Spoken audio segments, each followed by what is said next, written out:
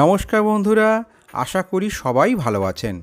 বন্ধুরা, নতুন বছরেই কাশ্মীরের চেনাব ব্রিজের উপর পরীক্ষামূলকভাবে চালানো হলো বন্দে ভারত এক্সপ্রেসের।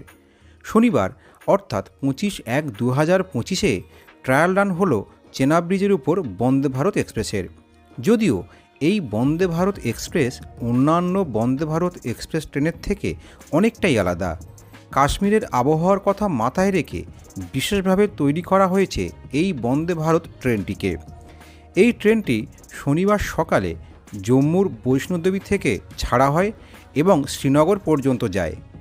এই বন্দে ভারত ট্রেনটি অঞ্জিখাত রেল ব্রিজ থেকে এবং চেনাব ব্রিজের উপর দিয়ে যায়, যার মধ্যে এই চেনাব নদীর উপর তৈরি হওয়া চেনাব সেতু বিশ্বের সর্বোচ্চ রেল সেতু।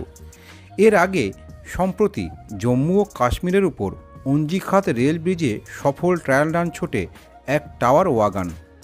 অঞ্জিখাত ভারতের প্রথম কেবল সাসপেনশন ব্রিজ। বন্ধুরা, আপনারা অনেকেই জানেন প্যারিসের আইফেল টাওয়ারের থেকেও ৩৫ মিটার উঁচু চেনাব ব্রিজ।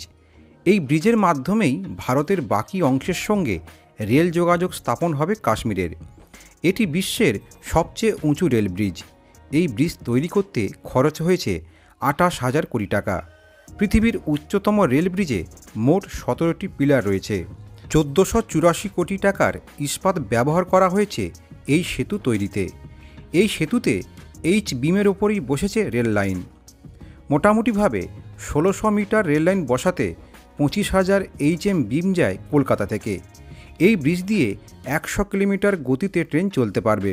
এর আগে এত উচ্চতায় কখনও কোনো দেশ এই ধরনের ব্রিজ তৈরি করতে পারেনি। রেলপথের কাজ সম্পূর্ণ হলে সরাসরি ট্রেনে চেপে দিল্লি থেকে শ্রীনগর যাওয়া যাবে। বন্ধুরা, আজকের ভিডিও এই পর্যন্ত। যদি আপনাদের এই ভিডিও ভালো লাগে তাহলে ভিডিওটিকে একটা লাইক করবেন, আর এরকম ভিডিও নিয়মিত দেখতে চাইলে চ্যানেলটিকে আপনি সাবস্ক্রাইব করবেন। ধন্যবাদ।